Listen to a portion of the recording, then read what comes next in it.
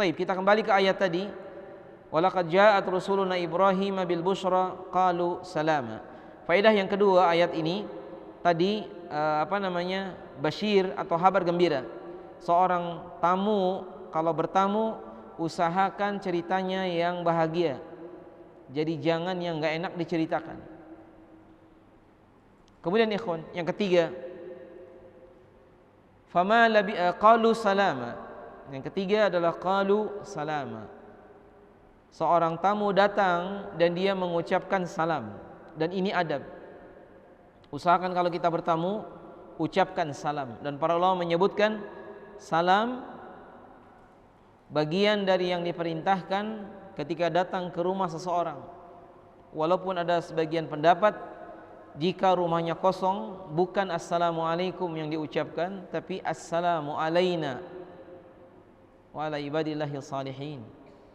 Tetapi zahirnya kalau kita masuk ke rumah orang ucapkan salam, sebagaimana Jibril, Mikail dan Israfil datang ke rumah Nabi Ibrahim, qalu salam. Kemudian yang keempat, sekalian, Nabi Ibrahim juga menjawab salam. Qala salamun, kata Nabi Ibrahim.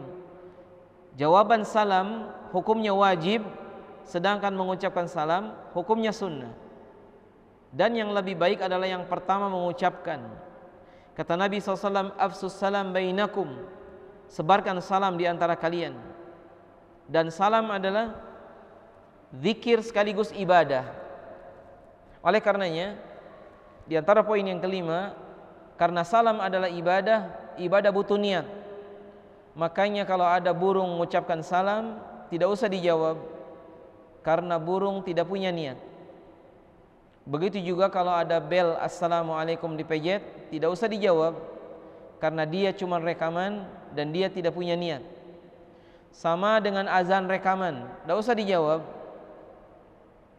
Termasuk juga Syekh Utsaimin menambahkan, semua siaran ulang tidak perlu dijawab. Misalnya acaranya sudah, ini siaran ulang, tidak usah dijawab. Kalau acaranya live, maka dijawab. Begitu juga kalau misalnya yang mengucapkan seorang yang bisu, dia tidak bisa mengucapkan salam, tapi kita yakin yang dia ucapkan salam, kalau dia bisa ngomong, maka jawab salamnya. Baik.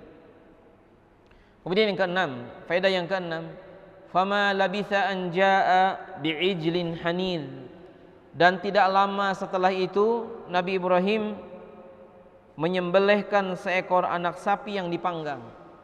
Dari sini menunjukkan seorang pribumi, dia berusaha untuk menyuguhi tamunya tidak lama setelah tamunya datang. Ini juga adab yang keenam. Jadi kalau ada tamu, usahakan kita beri minum atau beri makanan itu jangan lama setelah mereka duduk. Jadi jangan sampai tamunya dari jam 7 dikasih teh jam 10, nanti kuenya jam 12. Bahkan Nabi Ibrahim alaihissalam menyembelihkan seekor anak sapi yang dipanggang. Karena al-ijl adalah semacam anak sapi. Hanid adalah lahmah atau juga lahmun, daging yang yudha ala hijaratin harara, daging yang diletakkan di atas api yang membara, jadi semacam dipanggang.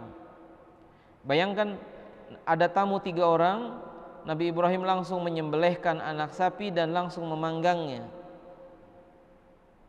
menunjukkan betapa dia ingin ihtiram kepada tamunya.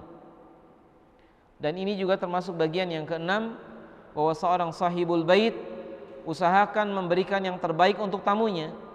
Dan di waktu itu seekor anak sapi yang dipanggang itu makanan yang sangat lezat. Walaupun ini kembali ke urf, kata Syekh Utsaimin, ini kembali ke urf. Urf ini kebiasaan. Apa minuman yang paling khas di Jawa Tengah misalnya? Maka kalau ada tamu, di kita terbiasa disediakan teh manis, berarti itu minuman yang paling tepat untuk di sini. Di daerah yang lain tehnya tidak dikasih gula, maka itu yang paling tepat. Di daerah yang lain lagi mungkin bukan dikasih teh tapi air putih saja, Ini urf. Zaman Nabi Ibrahim dan sampai hari ini ikhwan, kalau ada tamu termasuk di Saudi, di antara makanan istilahnya favorit dikasih kambing.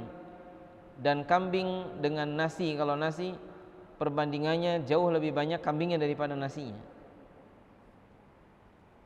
Nah, mungkin kalau di kita ini lam yata'awwad atau lam nata'awwad, kita belum biasa. Tapi itu adalah bagian tadi. Sebagaimana contoh begini, di Saudi kalau kita bertamu, kebetulan rumahnya lantai 3, biasanya tamu ini tidak boleh naik lewat tangga. Mereka harus naik lewat lift, karena rumahnya ada liftnya. Dengan alasan ihtiram lidhuyuf, menghormati tamu. Ala kulli hal, Nabi Ibrahim memberikan kepada tamunya makanan yang paling lezat, bahkan didekatkan, dan ini juga sunnah.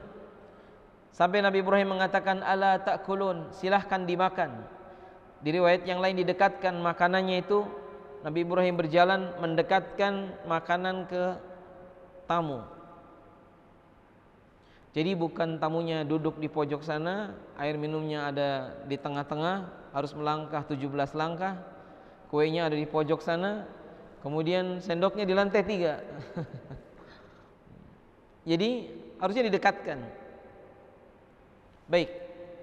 Di antara adab yang lain ikhwah, karena Allah berfirman, falamma ra'a aydiyahum la tasilu ilaihi nakirahum. Ketika Nabi Ibrahim melihat bahwa tamu-tamunya tidak minum dan tidak makan, tidak menyentuh makanan-makanan yang disediakan, au jasa minhum khifah, Nabi Ibrahim dalam keadaan takut. Jadi tamunya dikasih makan, dikasih minum, tidak ada yang dimakan dan diminum. Baik, apa faedah yang bisa kita ambil?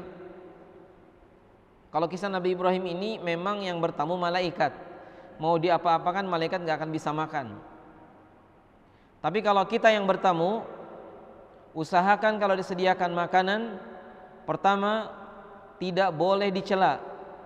Kalau kita bertamu ada makanan di meja didatangkan oleh sahibul bait, tidak boleh dicela. Misalnya, ya kuenya ini lagi, ini mah di rumah kita banyak, itu nggak boleh. Kalau ada diambil, kalau suka diambil, kalau nggak suka jangan diambil. Termasuk juga kaidah yang kedua adalah la yajma bainal atashi wal kadhib. Tidak bergabung antara dusta dengan lapar. Jadi kalau kita bertamu di rumah orang, jangan sekali-kali berdusta padahal kita lapar, dan bohongnya ini dia dosa. Misalnya, sang pribumi bertanya, apakah tadi sudah makan? Maka kita harus menjawab, kalau memang belum. Jadi jangan sampai seorang berdusta, dia belum makan lalu dia bilang sudah. Kalau ada seorang dokter meriksa pasiennya, apakah hari ini perutnya sakit, maka dia nggak boleh bohong. Saya perutnya sakit atau saya perutnya tidak sakit. Jangan bohong. Dalam bertamu juga sama, tidak boleh seseorang dia dusta ketika bertamu, karena dusta akan melahirkan dusta berikutnya, dan itu termasuk bagian dosa. Nabi pernah menawari Aisyah segelas air susu. Aisyah dalam keadaan haus, tetapi karena mungkin beliau malu tidak menerima minuman susu dari Nabi SAW, maka Nabi mengatakan tidak bergabung antara lapar dan dusta. Maka dari itu setiap kita seharusnya seperti Imam Syafi'i ketika bertamu ke rumah Imam Ahmad, karena memang beliau sangat lapar, maka ketika disuguhi dikasih makanan, beliau makan, dan itu akan jadi saksi di akhirat. Cuma para ulama menjelaskan begini, kalau sekiranya pribumi senang jika makanan dihabiskan, maka sebaiknya dihabiskan. Tapi kalau pribumi bersedih kalau makanannya habis, maka sebaiknya jangan dihabiskan. Misalnya ada pisang, Pisangnya kan biasanya ada 12 atau 14 biji. Kalau kira-kira pribumi senang pisang ini habis, maka silakan dihabiskan. Tapi kalau dia menjadi sedih, ambil 1 atau 2, kemudian selesai.